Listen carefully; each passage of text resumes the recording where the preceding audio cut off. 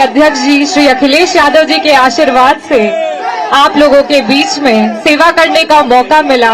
मैं उन्हें बारंबार प्रणाम करती हूँ और मैं उन्हें धन्यवाद करती हूँ कि उन्होंने मुझे इतनी प्यारी जनता के बीच भेजा है जो मुझे पलकों पे बिठा के रख रही है।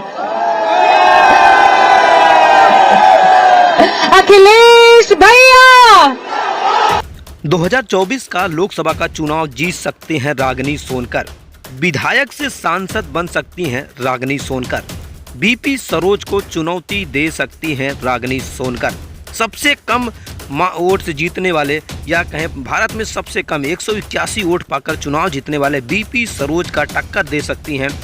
जिस तरीके से समाजवादी पार्टी के रागिनी सोनकर कार्यकर्ताओं में मजबूत पकड़ मानी जाती है और बीपी सरोज की मुश्किलें भी बढ़ा सकती हैं रागिनी सोनकर। विधायक से जल्द ही सांसद बन सकती हैं रागिनी सोनकर।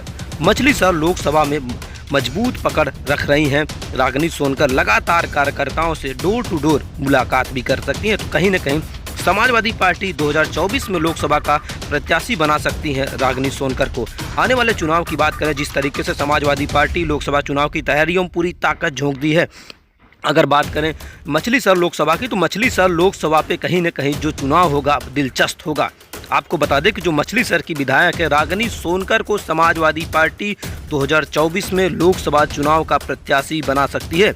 अगर 2024 में लोकसभा का प्रत्याशी समाजवादी पार्टी ने बनाया तो यह सीट जीतने में समाजवादी पार्टी को आसानी होगी, क्योंकि रागिनी सोनकर की जो पकड़ है वह कार्यकर्ताओं में मजबूत मानी जा रही है। वहीं अगर बीपी सरोज की बात करें तो बीपी सरोज ने क्षेत्र में बेहतर विकास करने का दावा किया है, लेकिन जिस तरीके से आपको बता दें कि जो रागिनी सोनकर है लगातार प्रचार प्रसार तेज कर दिया है, चाहे मछलीशहर की बात करें, चाहे मड़ियाहू की बात करें, तमाम उन विधानसभाओं की बात करें, लगातार प्रचार प्रसार करें, तो कहीं न कहीं समाजवादी पार्टी अगर रागिनी सोनकर को 2024 लोकसभा का प्रत्याशी बनाती है तो विधायक से जल्द ही सांसद बन सकती हैं रागिनी सोनकर। क्योंकि जिस तरीके से जो बीजेपी के सांसद हैं बीपी सरोज लगातार क्षेत्र में न रहने के कारण जिससे काफ़ी दिक्कतों का भी सामना करना पड़ा है। आपको बता दें कि बीपी सरोज जो हैं बस मड़ियाहू तमाम इलाकों में बस फीता काटने आते हैं, कार्यकर्ताओं के दुख सुख में शामिल नहीं हो पा रहे हैं, जिससे उनको बड़ा झटका लग सकता है।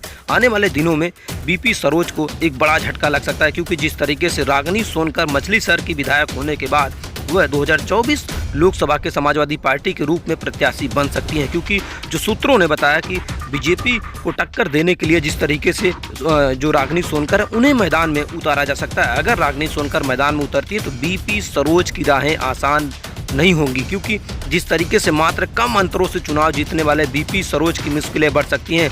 भारत के सबसे कम अंतर 181 वोट पाकर बीपी सरोज ने सांसद बने थे, लेकिन जिस तरीके से समाजवादी पार्टी अब अगर रागिनी सोनकर पे अपना दाव खेल देती है तो आने वाले दिनों में जो सांसद हैं बीपी सरोज उनकी मुश्किलें बढ़ सकती हैं और रागिनी सोनकर विधायक से सांसद बनने की राहें आसान हो सकती हैं। क्योंकि सूत्र ये बताते हैं कि डिम्पल और अखिलेश के बेहद करीबी माने जाते हैं रागिनी सोनकर, और जिस तरीके से कम ही दिनों में प्रचार प्रसार कर मछलीशहर से विधायक चुनी गई और भारी अंतर से चुनाव जीता उन्होंने, तो कहीं न कहीं फिर समाजवादी पार्टी एक बार फिर उन पर अपना विश्वास कायम रख सकती है। और आपको बता दें जिस तरीके से रागिनी सोनकर को अगर समाजवादी पार्टी टिकट देती है तो मछलीशहर लोकसभा की सीट समाजवादी पार्टी के खाते में जा सकती है। फिलहाल आपको बता दें कि रागिनी सोनकर चाहे मड़ियाहू की बात कर लें, चाहे मछलीशहर की बात कर लें, चाहे जफराबाद की बात कर लें, तमाम उन विधानसभाओं में लगातार प्रचार प्रसार कर रही हैं। तो आने वाले दिनों में बीपी सरोज की मुश्किलें बढ़ती चली जा रही हैं।